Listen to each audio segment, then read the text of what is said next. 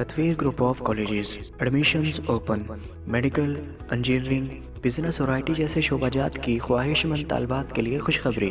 1 April سے پری classes کا باقاعدہ آغاز۔ F S C pre medical, F S C pre engineering, I C S, I com اور F a I T میں محدود نشستوں پر داخلے جاری ہیں۔ تمام تر سہولیات سے مزین ایک مکمل تعلیمی ادارہ۔ تطویر گروپ آف کالجز، چنگا منگا موڑ، مین ملتان روڈ، چمبر۔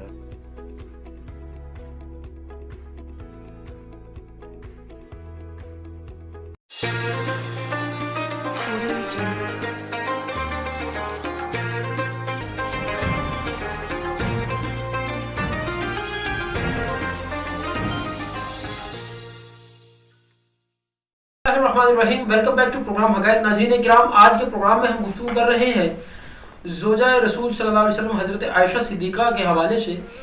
تو ہم اپنے مہمان محترم پروفیسر احسن عظیم سے رجوع کریں گے۔ محترم، یہ بتائیے گا کہ حضرت عائشہ صدیقہ رضی اللہ تعالیٰ کی ازدواجی زندگی جو تھی وہ کیسی تھی، ذرا اس کا تھوڑا سا حال بیان کیجیے گا۔ حضرت عائشہ رضی اللہ تعالیٰ عنہ، ایک تو بات یہ کہ نبی کریم علیہ الصلوۃ والسلام کی محبوب زوجہ تھی۔ جی بالکل۔ نبی کریم علیہ الصلوۃ والسلام فرمایا کرتے تھے عائشہ کو باقی عورتوں پہ ایسی فضیلت حاصل ہے جیسے عرب میں سرید کے کھانے کو باقی کھانوں میں فضیلت اور برتری حاصل ہے۔ تو جس طرح کہ ان کے معاشرے میں کھانے میں ایک فضیلت ہے سرید کو، ایسے ہی فضیلت کو، تو اس کا مطلب یہ ہے کہ حضرت عائشہ رضی اللہ تعالیٰ کی اس حدیث سے فضیلت ثابت ہوتی ہے۔ جی بالکل۔ تو حضرت عائشہ رضی اللہ تعالیٰ کے ساتھ چونکہ آپ کی محبت بھی بہت زیادہ تھی، اور آپ اکثر یہ دعا بھی کیا کرتے تھے کہ یا اللہ، میں انصاف تو سب کے ساتھ کرتا ہوں لیکن ایک دلی میلان عائشہ کی طرف زیادہ ہے، تو یا اللہ میری اس پہ پکڑ نہ کرنا، میرا مواخذہ نہ کرنا۔ مطلب اللہ کے نبی صلی اللہ علیہ وسلم کا رجحان زیادہ تھا عائشہ کی طرف، تو ظاہر ہے اس سے ازدواجی زندگی بھی بہت بہتر تھی۔ نبی کریم علیہ الصلوۃ والسلام ان کے ساتھ خوش طبی بھی فرمایا کرتے تھے۔ ایک دو احادیث جو ہے نا وہ میں آپ کے سامنے رکھتا ہوں کہ ایک دفعہ نبی کریم علیہ الصلوۃ والسلام غسل کر کے باہر نکلے تو ننگا بدن تھا، ننگا جسم تھا، تو حضرت عائشہ نے جلدی سے جو کاٹا ہے وہ آپ کے بدن پہ مل دیا۔ اچھا، کہا عائشہ یہ کیا ہے؟ تو کہا اللہ کے رسول سنا ہے کہ جو کاٹا میل بڑی اچھی اتارتا ہے۔ اچھا، مطلب آپ نے فرمایا کہ یعنی ہنسی مزاح تھا، تو بیویوں کے ساتھ جو ہے نا ہنسی مزاح ہونا چاہیے۔ نہیں، وہ اس میں یہ بھی ہے کہ میرے خیال حضرت عائشہ صدیقہ کم عمر بھی تھی اور حضرت ابوبکر صدیق کی الفت بھی تھی، یہ ساری چیزیں اس میں شامل ہیں۔ ساری چیزیں شامل تھی۔ تو نبی صلی اللہ علیہ وسلم نے فرمایا کہ کوئی بات نہیں، میں دوبارہ نہا لیتا ہوں۔ جی، تو مطلب یہ ہے کہ نبی کریم علیہ الصلوۃ والسلام نے بھی اس کو اگنور کیا۔ خوش طبی تھی تو آپ نے اس کو خوش طبی ہی تک رکھا۔ تو ہمارے لیے، ہمارے معاشرے کے لیے ازدواجی زندگی سے بالکل یہ اسوہ ہے ہمارے لیے کہ ہمیں بھی اپنی بیویوں کے ساتھ اچھا برتاؤ کرنا چاہیے، خوش طبی کرنی چاہیے۔ رسول صلی اللہ علیہ وسلم خود خوش طبی فرماتے تھے۔ جی، تو محترم یہ بتائیے گا کہ حضرت محمد صلی اللہ علیہ وسلم آپ رضی اللہ تعالیٰ عنہ سے کس طرح سے اظہار محبت فرمایا کرتے تھے؟ کوئی ایک آدھ واقعہ، کوئی تاریخ اسلام کی جو اہم واقعات حضرت عائشہ کی؟ حضرت عائشہ فرماتی ہیں کہ نبی کریم علیہ الصلوۃ والسلام جب مجھ سے محبت کا اظہار کرتے تھے تو مجھے یا عائش کہہ کر کے پکارتے تھے۔ اچھا، محبت سے یا عائش، جی اے میری عائش۔ تو آپ یعنی عائشہ ہیں تو ان کو عائش کہتے تھے، یا پھر کبھی کبھار آپ ان کو حمیرہ کہہ کے بھی پکارتے تھے۔ تو یہ ایک خوش طبی تھی آپ علیہ الصلوۃ والسلام کی ان کے ساتھ، اور یہ محبت کا انداز تھا، اور آپ ان کو پیار کے ساتھ یا عائش کا کہہ کر کے آپ ان کو پکارتے تھے۔ یہ آپ علیہ الصلوۃ والسلام کا محبت کا انداز۔ مطلب مجھے یہ بتائیے گا کہ سیدہ عائشہ صدیقہ رضی اللہ تعالیٰ عنہ یقیناً امت کی ماں ہے وہ، تو ان کی زندگی سے کوئی رمضان المبارک کا کوئی ایسا لمحہ جو آج کی خواتین کے لیے رہنمائی کا بہتر ذریعہ ہو سکتا ہے؟ مجھے یاد آ رہا ہے کہ ایک حدیث ہے صحیح بخاری شریف میں، حضرت عائشہ رضی اللہ تعالی عنہا اور دیگر ازواج کو نبی کریم علیہ الصلوۃ والسلام شب بیداری کے لیے بیدار کرتے، جگایا کرتے تھے۔ تو لیلۃ القدر کے حوالے سے کہ ان کو بیدار کیا، تو حضرت عائشہ کہتی ہے اللہ کے رسول اگر میں شب قدر کو پا لوں تو اس میں کیا عمل کروں؟ تو آپ نے صلی اللہ علیہ وسلم نے ان کو ایک دعا سکھائی تھی، میرے خیال میں یہ دعا ہمارے ناظرین کو۔ اب آپ نے فرمایا کہ عائشہ اگر تم اس رات کو پالو تو اس میں یہ دعا پڑھو، اللہم انک عفو تحب العفو فاعف عنی۔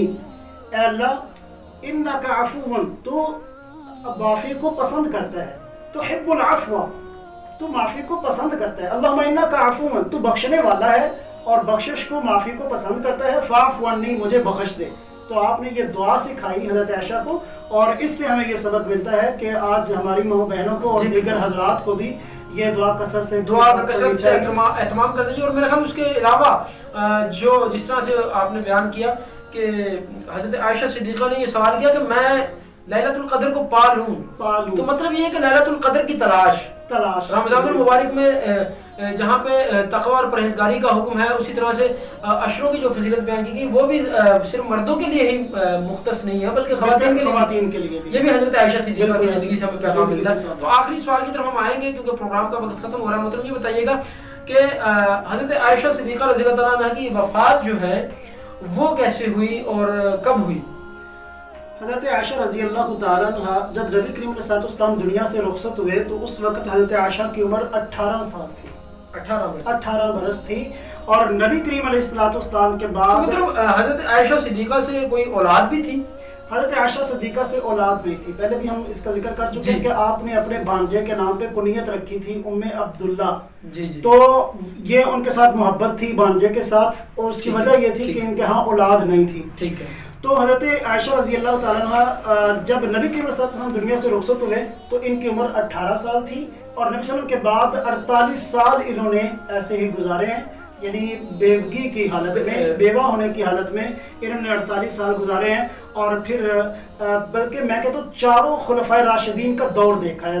چاروں خلفائے راشدین کا, حضرت ابوبکر صدیق کا, حضرت عمر فاروق کا, حضرت عثمان غنی کا اور حضرت علی المرتضیٰ رضوان اللہ اجمعین, چاروں خلفائے راشدین کا دور دیکھا ہے. 58 ہجری میں حضرت عائشہ رضی اللہ تعالیٰ عنہ نے وفات پائی اور ان کی عمر 63 سال تھی. بعض روایات میں 68 سال لکھی ہوئی ہے, بعض میں 63 سال عمر لکھی ہوئی ہے. 63 سال انہوں نے عمر پائی, اور حضرت ابو ہریرہ رضی اللہ تعالیٰ عنہ نے ان کی نماز جنازہ پڑھائی, اور اس کے ساتھ ان کو جنت البقیع میں دفن کیا گیا. تو مطلب ان کی جو وفات تھی وہ کس طرح سے ہوئی؟